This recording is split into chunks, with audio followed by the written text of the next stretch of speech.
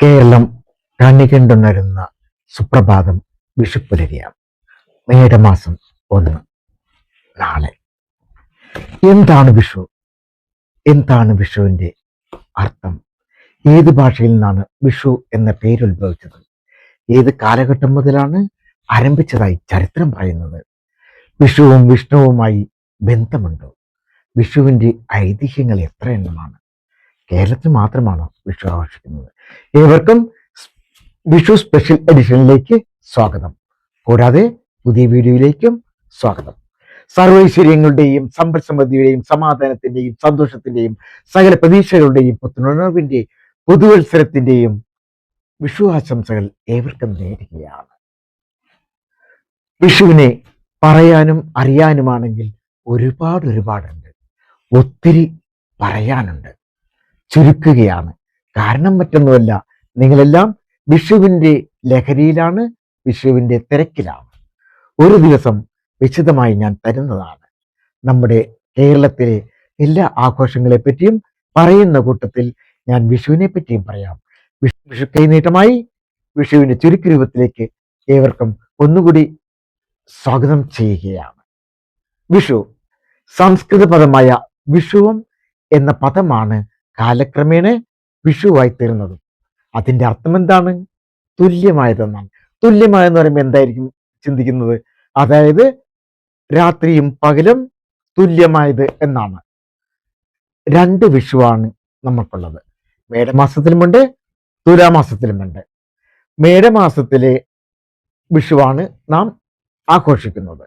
March 21, 22, September 21, 22 ഈ കാലങ്ങളിലാണ് ഭൂമധ്യ രേഖാ പ്രദേശത്ത് 180 ഡിഗ്രിയിൽ സൂര്യൻ വരുന്നത്. അതേ പ്രതിഭാസം നമ്മുടെ നാട്ടിലെത്തുന്നതോ മേടം 1-നും തുലാം 1-നുമാണ്. ആയതുകൊണ്ട് മേടം വിഷുവുമുണ്ട്, തുലാം വിഷുവുമുണ്ട്. എന്നാൽ നാം ആഘോഷിക്കുന്ന ഏതാണ്? മേടം വിഷുവാണ്. നാളെ മേടം 1.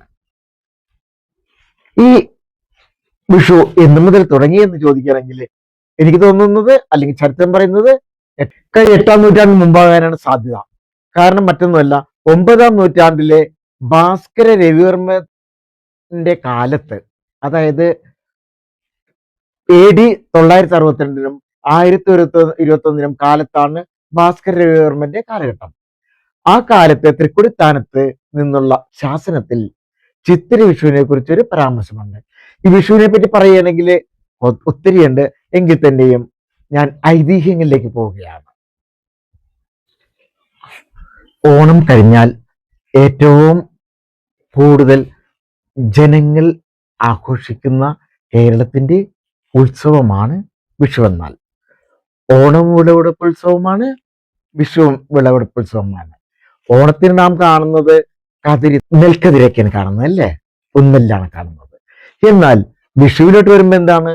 പച്ചക്കറികളാണ് കാണുന്നത്, അല്ലേ? കണിവെള്ളരി, അതുപോലെ ചക്ക, മാങ്ങ, അങ്ങനെ ഒത്തിരി. അപ്പോ കൃഷി ഉത്സവത്തിന്റെ, അതായത് പച്ചക്കറി കൃഷികളുടെയൊക്കെ വിളവെടുപ്പ് ഉത്സവമാണ് വിഷു. എന്നാൽ ഇനി ഈ വിഷുവിന്റെ ഐതിഹ്യങ്ങളിലേക്ക് വരാം. ഞാൻ ചോദിച്ചുവല്ലോ, വിഷുവും വിഷ്ണുവുമായി എന്താണ് ബന്ധമെന്ന്. ആ ബന്ധത്തിലോട്ട് വരികയാണ്. 3 ഐതിഹ്യങ്ങളാണ് പ്രധാനമായിട്ടുള്ളത്. അതിൽ 3 ഐതിഹ്യങ്ങളിലും പെടുന്നത് വിഷ്ണുവാണ്. അതെങ്ങനെയാണ് വിഷ്ണു വരുന്നത്? എല്ലാവരും പറയും ശ്രീകൃഷ്ണനാണെന്ന്. ഓക്കെ, വിഷ്ണു ഭഗവാന്റെ അവതാരങ്ങളാണ് ശ്രീകൃഷ്ണൻ. അപ്പൊ ശ്രീകൃഷ്ണന്റെ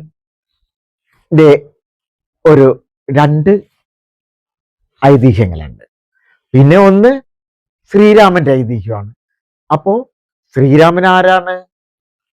വിഷ്ണുവിന്റെ അവതാരമാണ്. ശ്രീകൃഷ്ണൻ ആരാണ്? വിഷ്ണു ഭഗവാന്റെ അവതാരമാണ്. അപ്പോ നാം ചിന്തിക്കുന്ന മറ്റൊരു കാര്യമുണ്ട്, നരകാസുരൻ ആരാണെന്ന്. നരകാസുരനും വിഷ്ണുവുമായി ബന്ധമുണ്ട്. വരാഹ അവതാരത്തിന്റെ മകനാണ് നരകാസുരൻ. അതായത് ഭാരതീയ പുരാണങ്ങളിൽ പരാമർശിക്കപ്പെടുന്ന മഹാവിഷ്ണുവിന്റെ വരാഹാവതാരത്തിനും ഭൂമി ദേവിക്കും, അതായത് ഭൂമിക്കും വരാഹാവതാരത്തിനും ജനിച്ച പുത്രനാണ് നരകാസുരൻ. ആ നരകാസുരനെ പറ്റിയാണ് ഞാൻ ആദ്യത്തെ ഐതിഹ്യമായി പറയുന്നത്. പ്രാഗ്ജ്യോതിഷപുരം, അതായത് ഇന്നത്തെ ആസാമാണ്, തലസ്ഥാനമാക്കി ഭരിച്ചിരുന്ന ആളാണ് നരകാസുരൻ. അധികാര ലഹരിയിൽ സ്വർഗവും ഭൂമിയും ആക്രമിച്ച് ദേവമാതാവായ അതിഥിയുടെ കുണ്ടലങ്ങൾ അപഹരിക്കുകയും 16,000 സ്ത്രീകളെ തടവിലാക്കുകയും ചെയ്തു. ഒടുവിൽ ശ്രീകൃഷ്ണൻ സത്യഭാമയോടൊപ്പം ചേർന്ന് നരകാസുരനെ വധിച്ചു. ഈ നരകാസുരനെ പറ്റി അല്പം പറഞ്ഞു കൊള്ളട്ടെ. ഭൂമിദേവിക്ക് വരാഹ അവതാരത്തിൽ ജനിച്ച പുത്രനായതിനാൽ ഇദ്ദേഹത്തിന് ഭൗമാസുരൻ എന്നൊരു പേര് കൂടിയുണ്ട്. നരകാസുരൻ എന്ന് പറയുമ്പോൾ നമ്മൾ മനസ്സിലേക്ക് വരേണ്ടത് ഭൗമാസുരൻ എന്ന പേര് കൂടിയാണ്. ഇദ്ദേഹത്തിന് വരൻ ലഭിച്ചതിനെ തുടർന്ന് അഹങ്കാരിയായ നരകാസുരൻ ദേവേന്ദ്രനെ തോൽപ്പിച്ച് ദേവലോകം കീഴടക്കി. നരകാസുരനെ ക്രൂരതകൾ സഹിക്കുവയ്യാതെ ദേവന്മാർ ശ്രീകൃഷ്ണനോട് അഭയം പ്രാപിക്കുകയും ശ്രീകൃഷ്ണൻ സത്യഭാമയോടൊപ്പം വന്ന് നരകാസുരനെ വധിക്കുകയും ചെയ്തു. നരകാസുരത്തിന്റെ സ്മരണാർത്ഥമാണ് ദീപാവലി ആഘോഷിക്കുന്നതെന്നാണ് വിശ്വസിക്കപ്പെടുന്നത്. നരകാസുരൻ തിന്മയുടെ പ്രതീകമായും അദ്ദേഹത്തിന്റെ വധം നന്മയുടെ വിജയമായുമാണ് കണക്കാക്കപ്പെടുന്നത്. അത് വിഷുവിന്റെ ആഘോഷത്തിന്റെ ഒരു ഐതിഹ്യമാണ്. ജ്യോതിഷത്തിലെ ദാനവ രാജാവാണ് നരകാസുരൻ എന്ന് ഞാൻ പറഞ്ഞു കഴിഞ്ഞു. ഇദ്ദേഹം വിവിധ രാജ്യങ്ങളിൽ നിന്നാണ് 16,000 രാജകുമാരിമാരെ തട്ടിക്കൊണ്ടു വന്നതെന്നാണ് പറയുന്നത്. ഇങ്ങനെ കാലങ്ങളോളം സകല ലോകങ്ങളെയും ഭീതിയിലാഴ്ത്തിയ ഈ ദാനവ രാജാവ് ഇന്ദ്രന്റെ വെൺകുറ്റക്കുടയും ഇന്ദ്രമാതാവായ അതിഥി, ഞാൻ പറഞ്ഞു കഴിഞ്ഞത് ഇന്ദ്രമാതാവായ അതിഥിയുടെ കുണ്ടലങ്ങളും അപഹരിച്ചതോടെയാണ് ഈ പരാതിയിൽ ശ്രീകൃഷ്ണനിൽ എത്തുന്നത്. ഈ 16,000 കന്യകമാർ അല്ലെങ്കിൽ സ്ത്രീകൾ എന്ന് പറയുന്നില്ല, രാജകുമാരി, ഈ 16,000 രാജകുമാരിയും ആരുടെ ഭാര്യമാരായി? ശ്രീകൃഷ്ണന്റെ ഭാര്യമാരായി. ശ്രീകൃഷ്ണന്റെ 16,008 ഭാര്യമാരിൽ 16,000 ഭാര്യമാര് ഈ നരകാസുരന്റെ തടവിൽ നിന്നും മോചിപ്പിച്ചു കൊണ്ടുവന്ന കന്യകമാരാണ്. വരാഹ അവതാരം വിഷ്ണുവിന്റെ എത്രാമത്തെ അവതാരം എന്ന് നിങ്ങൾക്കറിയാമോ? 3ാമത്തെ അവതാരമാണ്. അപ്പൊ ശ്രീകൃഷ്ണനോ 9ാമത്തെ അവതാരമാണ്. അപ്പോ വരാഹം അവതാരം ശ്രീകൃഷ്ണന്റെ ചേട്ടൻ എന്ന് പറയാൻ പറ്റുമോ? അല്ലല്ലേ, തുല്യമാണ്. അവതാരങ്ങളെല്ലാം തുല്യമാണ്. അപ്പോ ശ്രീകൃഷ്ണന്റെ മകനായിട്ട് വേണേ പറയാല്ലേ, ഓരോ അവതാരത്തിന്റെ മകനാണ് നരകാസുരൻ. അപ്പോ വരാഹ അവതാരം എന്ന് പറയുന്നത് വിഷ്ണുവാണ്. വിഷ്ണുവിന്റെ മകനാണ് ആര്? നരകാസുരൻ. ഭൂമിദേവിക്കും വരാഹ അവതാരത്തിനും കൂടിയുണ്ടായ മകനാണ്. അപ്പൊ അദ്ദേഹം അഹങ്കാരിയും അത്യന്തം ശക്തനുമാണ്. നരകാസുരന്റെ ഉപദ്രവം സഹിക്കവയ്യാതെയാണ് ആളുകളൊക്കെ കൃഷ്ണന്റെ മുമ്പിൽ അഭയം തേടിയെത്തത്. തുടർന്ന് നരകാസുര ദർപ്പം ശമിപ്പിക്കാൻ ശ്രീകൃഷ്ണൻ യുദ്ധത്തിനൊരുങ്ങി. ആരുടെ കൂട്ടത്തിൽ പോയി? ഭാര്യയായ സത്യഭാമയും ഒന്നിച്ച് ഗരുഡ വാഹനത്തിലേറിയാണ് ശ്രീകൃഷ്ണൻ നരകാസുരന്റെ നഗരമായ പ്രാഗ്ജ്യോതിഷത്തിലെത്തിയത്. പ്രാഗ്ജ്യോതിഷത്തിൽ വെച്ച്, അതായത് ഇന്നത്തെ ആസാമിൽ വെച്ച് ഘോരമായ യുദ്ധത്തിൽ മുരൻ, താമ്രൻ, അന്തരീക്ഷൻ, ശ്രവണൻ, വസു, വിഭാസു, നഭസ്വാൻ, അരുണൻ ആദ്യായ അസുര പ്രമുഖരെയെല്ലാം വധിച്ച ശേഷമാണ് നരകാസുരന്റെ അടുത്തേക്ക് എത്താനായത്. പിന്നീട് നരകാസുരൻ കൃഷ്ണനുമായി യുദ്ധത്തിനിറങ്ങി. അതിഘോരമായ യുദ്ധത്തിനൊടുവിൽ നരകാസുരൻ ശ്രീകൃഷ്ണനാൽ വധിക്കപ്പെടുകയാണ്. ശ്രീകൃഷ്ണൻ അസുരശക്തിക്ക് മേൽ വിജയം നേടിയത് വസന്തകാലാരംഭത്തോടെയാണ്. ഈ ദിനമാണ് വിഷു എന്ന് അറിയപ്പെടുന്നതായിട്ടുള്ള 1ാമത്തെ ഐതിഹ്യം. നരകാസുരൻ തടവിൽ പാർപ്പിച്ച 16,000 രാജകുമാരിമാരെയും ശ്രീകൃഷ്ണൻ മോചിപ്പിച്ചു. അസുരന്റെ തടവറയിൽ കിടന്നിരുന്നതിനാൽ സമൂഹത്തിന്റെ അപമാനം ഭയന്ന അവരെ കൃഷ്ണൻ എന്ത് ചെയ്തു? ശ്രീകൃഷ്ണൻ തന്റെ ഭാര്യമാരായി സ്വീകരിച്ചു എന്നാണ് പറയപ്പെടുന്നത്. അത് നല്ലൊരു കാര്യം തന്നെയാണ്. 16,008 ഭാര്യമാരിൽ 6,000 ഭാര്യമാരും ഇതാണ്. മറ്റൊരു ഐതിഹ്യമുള്ളത് രാമനുമായി ബന്ധപ്പെട്ടതാണ്, രാവണനുമായി ബന്ധപ്പെട്ടതാണ്. രാക്ഷസ രാജാവായ രാവണൻ ലങ്ക ഭരിക്കുന്ന കാലത്ത് അയാൾ സൂര്യനെ നേരെ ഉദിക്കാൻ അനുവദിച്ചിരുന്നില്ല. അതായത് അദ്ദേഹത്തിന്റെ കൊട്ടാരത്തിന്റെ നേരെ സൂര്യൻ വരാൻ പാടില്ലെന്നാ പറയുന്നത്. വെയിൽ കൊട്ടാരത്തിനകത്ത് കടന്നു ചെന്നത് ഒരിക്കൽ രാവണന് ഇഷ്ടമായില്ല എന്നതാണ് അതിന് കാരണം. കാലങ്ങൾക്ക് ശേഷം, അതായത് സൂര്യൻ പേടിച്ച് പിന്നെ നേരെ ചെല്ലാറില്ല. കാലങ്ങൾക്ക് ശേഷം ശ്രീരാമൻ രാവണനെ നിഗ്രഹിച്ചതിന് ശേഷമാണ് സൂര്യൻ നേരെ ഉദിച്ചുള്ളൂ. ഈ സംഭവത്തിൽ ജനങ്ങൾക്കുള്ള ആഹ്ലാദം പ്രകടിപ്പിക്കുന്നതിനാണ് വിഷു ആഘോഷിക്കുന്നത് എന്നുള്ളത് മറ്റൊരു ഐതിഹ്യം. വേറെ ഒരു ഐതിഹ്യമുള്ളത് ഇങ്ങനെയാണ്, ഒരു ബാലനുമായി ബന്ധപ്പെട്ടതാണ്. ശ്രീകൃഷ്ണന്റെ ആരാധകനായ ഭക്തനായ ആ ബാലന് ആഗ്രഹം തൻ്റെ ശ്രീകൃഷ്ണ ഭഗവാൻ ഒരു ബാലനായി തന്നോടൊപ്പം കളിക്കാൻ വരണമെന്ന്. അങ്ങനെ ആ ബാലന്റെ ആഗ്രഹപ്രാപ്തിക്കായി അദ്ദേഹം ബാലനായി വരികയാണ്. അങ്ങനെ വന്നു കഴിഞ്ഞപ്പോൾ ബാലന് ഭയങ്കര സന്തോഷമായി. സന്തോഷം കൊണ്ട് കണ്ണീരിങ്ങനെ കുടുകുടാ ഒഴുകിയിരുന്നു. ആ സമയത്ത് ശ്രീകൃഷ്ണന് ഭയങ്കര സന്തോഷമായി. അപ്പൊ ബാലനോട് ചോദിക്കുകയാണ്, മോനെ, നിനക്ക് ഞാൻ എന്താണ് തരേണ്ടതെന്ന്. അപ്പോ ബാലൻ പറഞ്ഞൊരു കാര്യമുണ്ട്, അങ്ങ് എൻ്റെ അടുത്ത് വന്നില്ലേ, ഇതിൽ പരം സന്തോഷം എനിക്ക് എന്താ ഉള്ളതെന്ന്. ആ സന്തോഷാതിരേകത്താൽ ശ്രീകൃഷ്ണൻ തൻ്റെ അരയിലെ അരഞ്ഞാനമെടുത്ത് ആ ബാലൻ നൽകി. ബാലൻ അന്ന് മുതൽ അരയിൽ കെട്ടിക്കൊണ്ട് നടന്നു. കെട്ടിക്കൊണ്ട് കിടന്നു കഴിഞ്ഞിട്ട് ഈ ബാലൻ എല്ലാവരോടും പറഞ്ഞു, ഇതെനിക്ക് ശ്രീകൃഷ്ണ ഭഗവാൻ തന്നതാണ്, ശ്രീകൃഷ്ണ ഭഗവാൻ തന്നതാണ്. അങ്ങനെ നാട്ടിലെല്ലാം പാട്ടായി. അങ്ങനെ പിറ്റേ ദിവസം നട തുറന്നപ്പോൾ ശ്രീകൃഷ്ണന്റെ ഭഗവാന്റെ അരയിലുള്ള അരഞ്ഞാനൻ കാണാതെയായി. അങ്ങനെ വന്നു കഴിഞ്ഞപ്പോൾ ഈ കുട്ടിയുടെ അരയിൽ കിടന്ന അരഞ്ഞാനമാണ് അതെന്ന് പറഞ്ഞ് ഭയങ്കര പ്രശ്നങ്ങളായി. അങ്ങനെ ഈ കുട്ടിയെ കള്ളൻ കള്ളൻ എന്ന് വിളിച്ചു തുടങ്ങി. അമ്മയ്ക്ക് അത് കേട്ടപ്പോൾ വളരെ വിഷമമായി.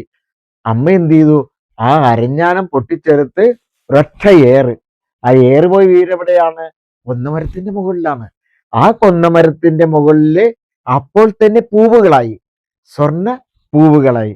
ആ സ്വർണ്ണ അരഞ്ഞാണം പൂവുകളായി മാറി.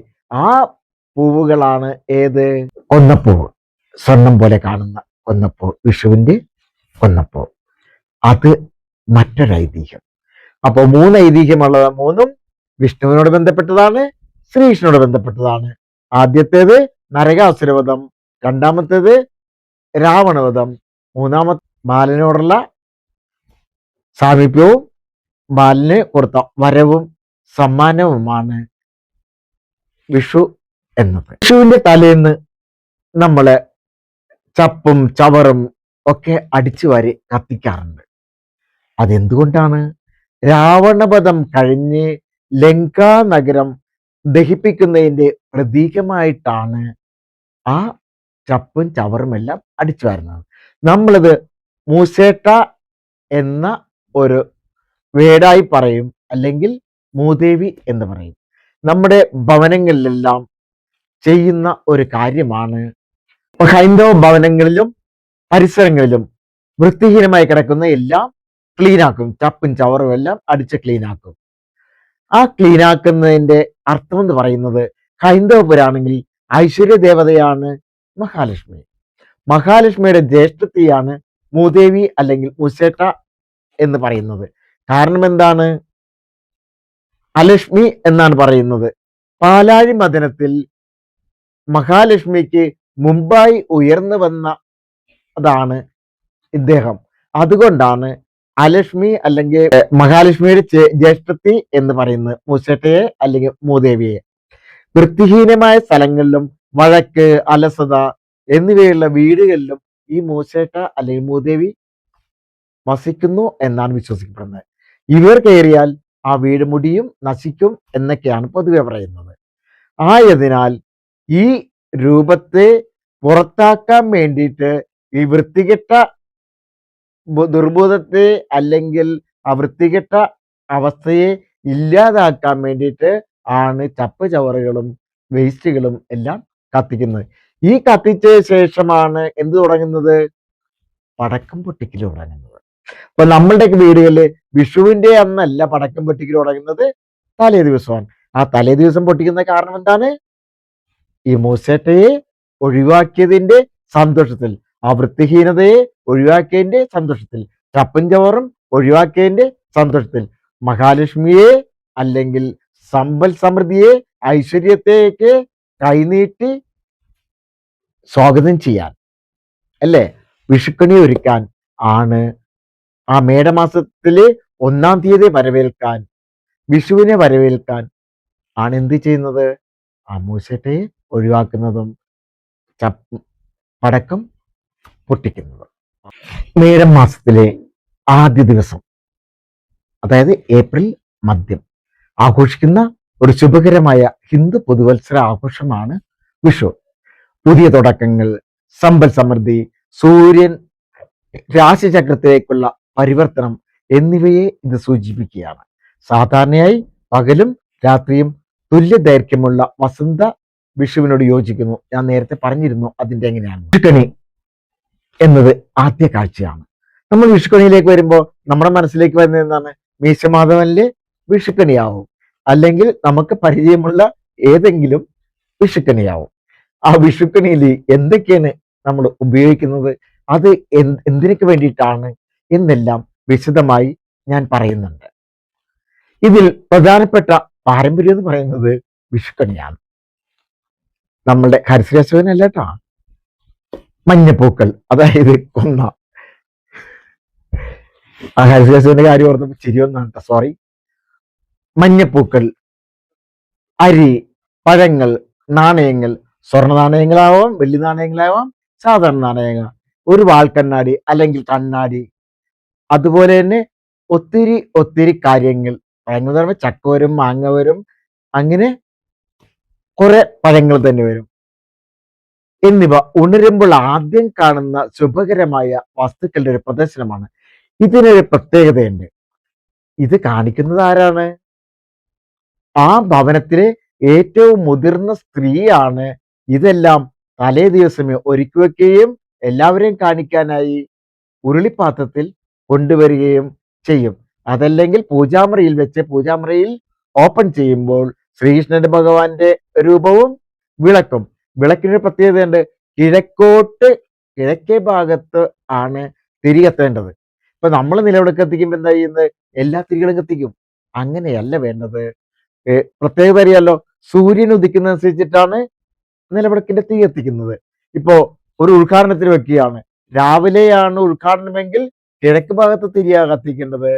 മധ്യാഹ്ന സമയത്താണെങ്കിൽ നടുഭാഗത്തെയാണ്. ഉച്ചയ്ക്ക് ശേഷമാണെങ്കിൽ മധ്യാഹ്ന സമയത്താണെങ്കിലോ പടിഞ്ഞാറ് സൈഡിലാണ്. അപ്പൊ സൂര്യന്റെ സഞ്ചാരത്തിനനുസരിച്ചാണ് എന്ത് കത്തിക്കേണ്ടത്? നിലവിളക്ക് കത്തിക്കേണ്ടത്. അപ്പോ കണി ഉണരുമ്പോൾ, ആ കാഴ്ച കാണുമ്പോൾ നമ്മൾ എവിടെയാണ് കത്തിക്കേണ്ടത്? കിഴക്ക് ഭാഗത്തെ തിരി, നിലവിളക്കിന്റെ കിഴക്ക് ഭാഗത്തെ തിരിയാണ് കത്തിക്കേണ്ടത്. അപ്പോ അത് കാണിക്കേണ്ടത് ആരാണ്? ആ ഫാമിലിയിലെ ഏറ്റവും മുതിർന്ന സ്ത്രീ. മുതിർന്ന ആളല്ല, പുരുഷനല്ല, മുതിർന്ന സ്ത്രീ. ഐശ്വര്യത്തിന്റെ അവതാരമാണ് അവിടുത്തെ അമ്മ, അല്ലെ മുതിർന്ന സ്ത്രീകൾ എന്നത് തന്നെ. അതാണ് ആ കുടുംബത്തിലെ ഏറ്റവും ഉയർന്ന സ്ത്രീ. അപ്പൊ ഐശ്വര്യത്തിന്റെ പ്രതീകമാണ് കൊണ്ടുവരുന്നത്. ഇതിനെ സംബന്ധിച്ചോളം പുതിയൊരു തുടക്കം, പ്രതീക്ഷ, വിളവെടുപ്പ് കാലം എന്നിവയെ പ്രതീകപ്പെടുത്തുകയാണ് ഈ ഫലങ്ങള്. കുടുംബങ്ങൾ വരാനിരിക്കുന്ന ഒരു സമ്പന്ന വർഷത്തിനായി ഒരുങ്ങുകയാണ് ഇതിലൂടെ. ക്ഷേത്രങ്ങൾ സന്ദർശിക്കുക, പുതുവസ്ത്രം ഇടുക, അതായത് വിഷുക്കോടി, പ്രത്യേക ഭക്ഷണം, സദ്യ കഴിക്കുക. ഇപ്പൊ എന്താ, നോർത്തേൺ കേരളത്തില്, വടക്കേ കേരളത്തിലാണ് വിഷു വളരെ ആഘോഷമായിരുന്നു. ഞാൻ താനൂരായിരുന്നപ്പോൾ പല വീടുകളിലും വിളിക്കുമായിരുന്നു വിഷു ആഘോഷിക്കാൻ. അത് നമ്മുടെ ഓണാഘോഷം പോലെയാണ് അവിടെ ചെയ്യുന്നത്. ബീഫ്, അത് ബീഫിനോട്ട് ഇത് മത്സ്യവും മാംസവും അവരുടെ ഭക്ഷണത്തിൽ ഉണ്ടാകും. ചിലയിടങ്ങളിൽ മദ്യവും ഉണ്ടാകും. നമ്മൾ കഴിക്കുന്നതുകൊണ്ടല്ല, ആ ഒരു തരത്തിലാണ് വിഷു അവിടെ ആഘോഷിക്കുന്നത്. വെജിറ്റബിളും മാംസ്യവും കൂടി ചേർന്ന് കൊണ്ടാണ് അവരോട് ചെയ്യുക. കൂടാതെ ഇളയ കുടുംബാംഗങ്ങൾക്ക് പണം നൽകും. അത് വിഷു കൈനീട്ടം. ഈ പണം നൽകുന്ന പ്രത്യേകതയുണ്ട്. വർക്കില്ലാത്തവരല്ല എന്ത് കൊടുക്കുന്നത്, വിഷു കൈനീട്ടം കൊടുക്കുന്നത്, ജോലിയുള്ളവർ. കാര്യം പണം സമ്പാദിക്കുന്നവരാണ് വിഷു കൈനീട്ടം കൊടുക്കാനായിട്ട് യോഗ്യർ. അവരാണ് കൊടുക്കേണ്ടത് എന്നാ പറയുന്നത്. ഇത് ഭഗവാൻ വിഷ്ണുവിനും ഭഗവാൻ കൃഷ്ണനും സമർപ്പിച്ചിരിക്കുന്ന ഉത്സവമാണ്. വിഷു പൊതുവെ കാർഷിക പുതുവത്സരമായി കണക്കാക്കപ്പെടുന്നതായിട്ട് ഞാൻ പറഞ്ഞു.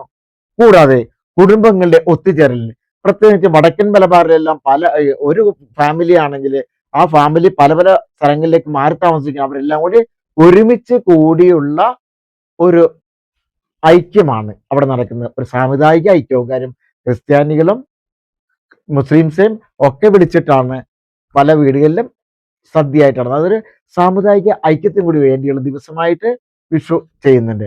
ഇത് കേരളത്തിൽ മാത്രമാണോ? കേരളം, കർണാടകയുടെ ചില ഭാഗങ്ങൾ, പിന്നെ മലയാളികൾ എവിടെയൊക്കെ താമസിക്കുന്നുണ്ട് അവിടെയെല്ലാം. പിന്നെ കൂടാതെ പഞ്ചാബ് ബൈസാഖി എന്ന് പറയുന്ന സ്ഥലത്ത് പഞ്ചാബിലുണ്ട്. പിന്നെ പൊയ്ല ബോയ്ഷാഖ് എന്ന് പറഞ്ഞ് ബംഗാളിലുണ്ട്. പിന്നെ തമിഴ്നാട്ടിൽ നടന്നത് പുത്തുണ്ടു. ഇങ്ങനെ പല പല ആഘോഷങ്ങളായി പല പല സ്റ്റേറ്റുകളിൽ ഇത് നടത്തുന്നുണ്ട്. കൊന്നപ്പൂവ്, അരി, കണിവെള്ളരി, സ്വർണം, പാൽക്കണ്ണാടി എന്നിവയെ പറ്റിയൊക്കെ പറഞ്ഞു. ചക്കയെ പറ്റി പറഞ്ഞു. ഇനി എന്തിനാണ് ഈ കണിയൊക്കെ ഒരുക്കുന്നതെന്ന് പറയുകയാണ്. വിഷുവിന് പടക്കം പൊട്ടിക്കുന്ന എന്തിനാണെന്ന് നമുക്ക് നോക്കാം. നമ്മൾ ന്യൂ ഇയറിന് പടക്കം പൊട്ടിക്കാറുണ്ട് അല്ലെ? അതുപോലെ പുതുവർഷത്തിന്റെ തുടക്കമാകുമ്പോൾ ആഘോഷത്തിൻ്റെതായിട്ട് പടക്കം പൊട്ടിക്കും. അതിന്റെ ആഘോഷത്തിന്റെ ആവേശം പ്രകടിപ്പിക്കാനാണ് പടക്കം പൊട്ടിക്കുന്നത്. ദോഷങ്ങൾ അകറ്റാൻ ശബ്ദവും പ്രകാശവും കൊണ്ട് ദോഷകരമായ ശക്തികളെ അകറ്റുന്നു. ഇത് ഒരു പഴയ വിശ്വാസമാണ്. ഇനി പുതിയൊരു തുടക്കത്തിന്റെ അറിയിപ്പ്. അത് പടക്കം പൊട്ടിച്ചുകൊണ്ട് ആരംഭിക്കുന്നു. ആഘോഷപൂർവ്വം അറിയിക്കുന്ന പോലെ കുട്ടികൾക്കൊക്കെ ഒരു സന്തോഷമുള്ള കാര്യമാണ് പടക്കം. അപ്പൊ ആ സന്തോഷത്തിന്റെ പ്രതീകമായിട്ട് പടക്കത്തെ നമുക്ക് കാണാം. വിഷുവിനെ സന്തോഷമാക്കുന്ന, ലളിതമായിട്ട് പറഞ്ഞാൽ പടക്കം സന്തോഷമാണ്, ആഘോഷമാണ്, ഒരു ദോഷ നിവാരണമാണ്. വീട് അടിച്ചു വാരി ദാരിദ്ര്യത്തെ പുറത്താക്കുക എന്ന് പറഞ്ഞു കഴിഞ്ഞാണെങ്കിലും ഇതിന്റെ അർത്ഥം വിഷുവിന് മുൻപ് വീട് വൃത്തിയാക്കുന്നത് ഒരു ശുചിത്വത്തിനായിട്ട് മാത്രമല്ല, ദാരിദ്ര്യവും ദോഷങ്ങളും എല്ലാം പുറത്താക്കി സമൃദ്ധിയും ഐശ്വര്യവും വീട്ടിലേക്ക് വരവേൽക്കുക എന്നതാണ് ഇതിന്റെ അർത്ഥം. ലളിതമായിട്ട് പറഞ്ഞാല് പഴയതും ദോഷകരമായ എല്ലാം ക്ലീൻ ചെയ്ത് ഒരു പുതിയ ഉണർവുള്ള ഒരു വീടായി മാറ്റുന്നു. അവിടെ സമ്പൽ സമൃദ്ധിയും സന്തോഷവും ഐശ്വര്യവും സ്വാഗതം ചെയ്യാനുള്ള ഒരു തുടക്കമാണ് ക്ലീൻ ചെയ്യുന്നതിന്റെ ഉദ്ദേശം. ഇനി നമ്മൾ കണി വെക്കുന്നതിൽ പല സാധനങ്ങളും, മത്തങ്ങ, കുമ്പളങ്ങ, കണിവെള്ളരി, ഇതുപോലെയുള്ള അരി എന്തിനെയാണ് സൂചിപ്പിക്കുന്നത്? ഓരോന്നും കണി വയ്ക്കുന്നതിന് ഓരോ കാരണങ്ങളുണ്ട്. അരി നമ്മൾ ദിവസവും നമ്മുടെ ഭക്ഷണത്തിൽ ഉൾപ്പെടുത്തുന്ന കാര്യമാണ് അരി. അതായത് സമൃദ്ധിയും ധാന്യവും. അരി നമ്മുടെ പ്രധാന ആഹാരമാണ്, ജീവനും നിലനിൽപ്പുമാണ്. അരിയില്ലാത്ത ജീവിതം മുന്നോട്ട് പോകാൻ പ്രയാസമാണ്. അതിന്റെ പ്രതീകമായിട്ടാണ് അരി വെക്കുന്നത്. പരിശ്രമവും വിളവെടുപ്പും, അത് അരി ലഭിക്കാൻ വേണ്ടി കർഷകർ ചെയ്യുന്ന കഠിനാധ്വാനം, പ്രയത്നത്തിന്റെ ഫലമാണ് അരി. പവിത്രതയും ശുഭതയും ഹിന്ദു ആചാരങ്ങളിൽ അല്ലാതെയും അരി വളരെ പവിത്രമായി കരുതുന്നുണ്ട്. എല്ലാ ശുഭകാര്യങ്ങളും ഉപയോഗിക്കുന്ന ഒരു ധാന്യവും കൂടിയാണ് അരി. അരിയപ്പോൾ സമൃദ്ധിയുടെയും ജീവന്റെയും ശുഭമായതും ആണ്. ഇനി കണ്ണാടി വെക്കാറുണ്ട് അല്ലെ? കണ്ണാടി എന്തിനു വേണ്ടിയാണ്? സ്വയം ഒരു ദർശനം, സെൽഫ് റിഫ്ലക്ഷൻ. വിഷുവിന് രാവിലെ കണ്ണു തുറക്കുമ്പോൾ കണികൾക്കും സ്വന്തം മുഖവും കൂടെ കണ്ടുകൊണ്ടുവരിക എന്നുള്ളതാണ് ഇതിൽ ഉദ്ദേശിക്കുന്നത്. നമ്മുടെ ജീവിതത്തിലെ മാറ്റം നമ്മിൽ നിന്നാണ് തുടങ്ങുന്നത് എന്നതാണ് സന്ദേശം. കണിയിലെ സമൃദ്ധിയും നന്മയും കൂടിയാണ്. അതായത് നല്ലത് തന്നെ ജീവിതത്തിൽ വരട്ടെ എന്ന വിശ്വാസം. ആത്മവിശ്വാസവും പുതിയ തുടക്കവും സ്വന്തം മുഖം കണ്ടുകൊണ്ട് തുടങ്ങാൻ വേണ്ടിയാണ് കണി കാണുന്ന മുഖത്തിൽ വെക്കുന്നത്. നിന്റെ ജീവിതം രൂപപ്പെടുത്തുന്നത് നീ തന്നെയാണ് എന്ന് ലളിതമായി പറയുകയാണ്. സ്വയം ഒരു തിരിച്ചറിവുണ്ടാവുക, നല്ലൊരു തുടക്കം ഉണ്ടാവുക, ആത്മവിശ്വാസം ഉണ്ടാവുക. ഇതെല്ലാം ഈ കണ്ണാടി വെക്കുന്നതിലൂടെ കാണിക്കുന്നു. ഇനി വിഷുക്കഞ്ഞി ഉണ്ടാക്കാറുണ്ട്.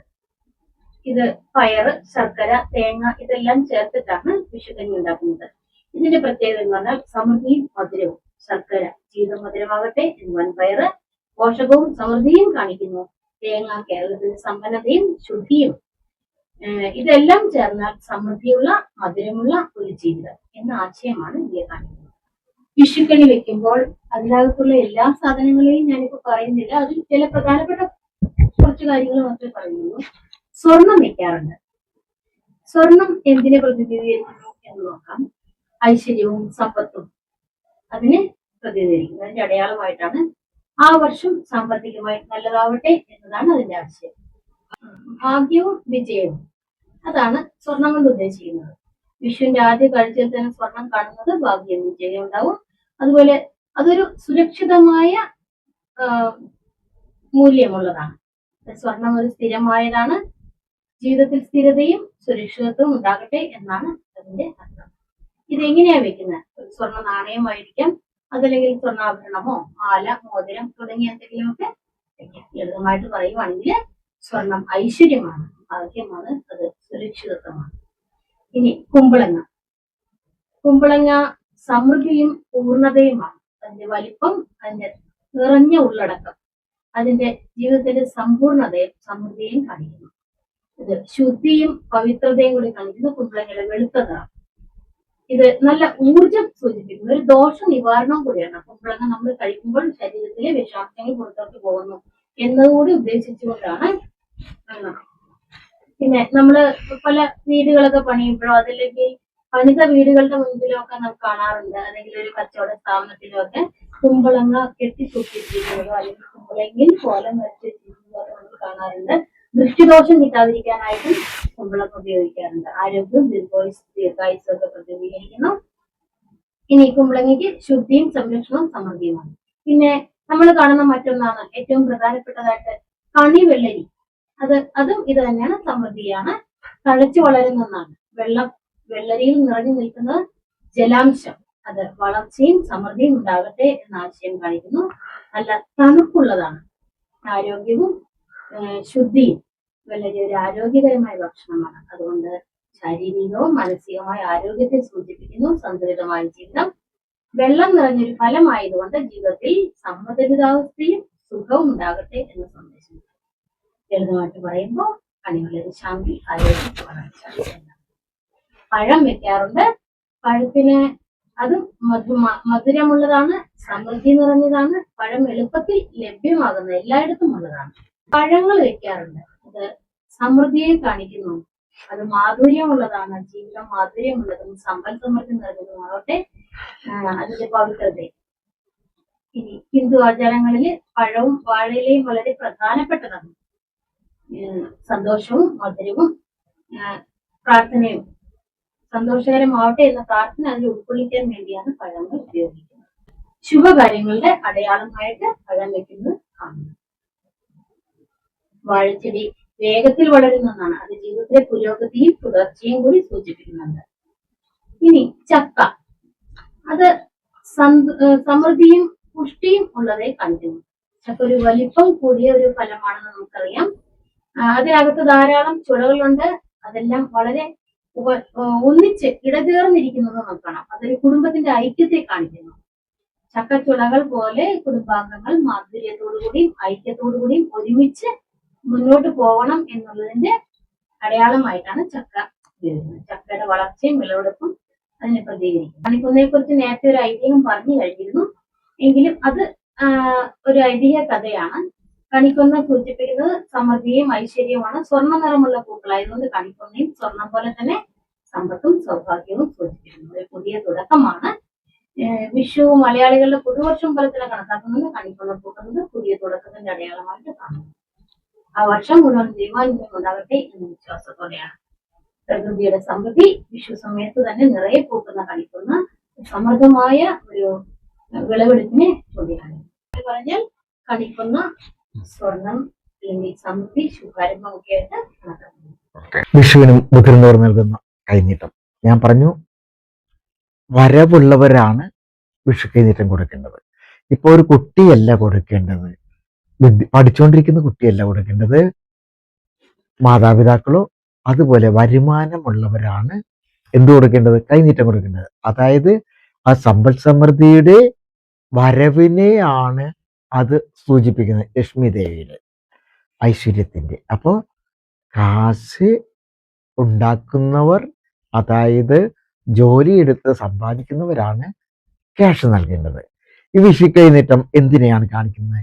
അനുഗ്രഹവും ആശീർവാദവും ആണ്. അതാണ് മുതിർന്നവരുന്നത്. ആശീർവാദത്തിലൂടെ മുതിർന്നവർ പറയുന്നത് കയ്യിൽ നാണയം വെച്ച് കൊടുത്തിട്ട് പറയാണ്, നിനക്ക് നന്മയും ഐശ്വര്യവും ഉണ്ടാകട്ടെ എന്ന അനുഗ്രഹം കൂടി കൊടുക്കും. വെറുതെ കാശ് കൊടുക്കുകയല്ല, അവരുടെ തലയിൽ കൈവച്ച് അനുഗ്രഹിക്കുകയും ചെയ്യും. സമൃദ്ധി പങ്കിടലാണ്. ദാറ്റ് ഈസ് ഷെയറിങ് പ്രോസ്പെരിറ്റി എന്ന് പറയും. സ്വന്തം സമ്പത്ത് മറ്റുള്ളവരായി പങ്കിടുന്നതിന്റെ പ്രതീകമാണ്.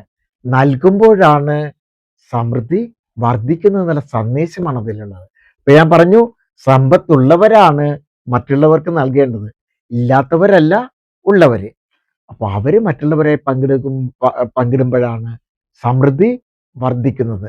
പരസ്പരമുള്ള സഹായത്തിലൂടെയാണ്, നൽകുന്നതിലൂടെയാണ് സമൃദ്ധി ഉണ്ടാകുന്നത്. കൂടാതെ ലവ് ആൻഡ് കെയർ, സ്നേഹവും കരുതലും മാത്രമാണ്. കൈനീട്ടം പണം മാത്രമല്ല, അതിൽ സ്നേഹവും കുടുംബ ബന്ധവും കൂടി അടങ്ങിയിരിക്കുന്നു. മുതിർന്നവർ കൊടുക്കുമ്പോൾ, അമ്മാവൻ കൊടുക്കുമ്പോൾ, അപ്പൻ കൊടുക്കുമ്പോൾ, മാതാവ് കൊടുക്കുമ്പോൾ, സഹോദരങ്ങൾ കൊടുക്കുമ്പോൾ എല്ലാം അതിൽ കുടുംബ ബന്ധവും സ്നേഹവും ഉണ്ടാവും. പിന്നെ നല്ലൊരു തുടക്കമാണ്. ഓസ്പീഷ്യസ് ബിഗിനിങ് ആണ്. പുതുവർഷം തുടങ്ങുന്ന ദിവസം നല്ലൊരു തുടക്കം നൽകുന്ന അടയാളമാണ്. ഒരു സമ്പത്ത് വരിക എന്ന് പറഞ്ഞാൽ വലിയൊരു സംഭവം തന്നെയല്ലേ. ലളിതമായി പറഞ്ഞാൽ വിഷു കൈനീട്ടം എന്ന് പറഞ്ഞാൽ അനുഗ്രഹവും സ്നേഹവും സമൃദ്ധിയും ഉള്ളതാണ്. സർവൈശ്വര്യങ്ങളുടെയും സമ്പൽ സമൃദ്ധിയുടെയും സമാധാനത്തിന്റെയും സന്തോഷത്തിന്റെയും സകല പ്രതീക്ഷകളുടെയും പുത്തനുണർവേകുന്ന പുതുവത്സരത്തിന്റെയും വിശ്വാസംസകൾ ഏവർക്കും നേരുകയാണ്. ഒത്തിരി സന്തോഷം. എല്ലാവരും ദൈവം അനുഗ്രഹിക്കട്ടെ. പ്രാർത്ഥിച്ചുകൊണ്ട്, ആഗ്രഹിച്ചുകൊണ്ട്, ആശംസിച്ചുകൊണ്ട് ഒന്നുകൂടി വിശ്വാസംസകൾ ഏവർക്കും നൽകുകയാണ്.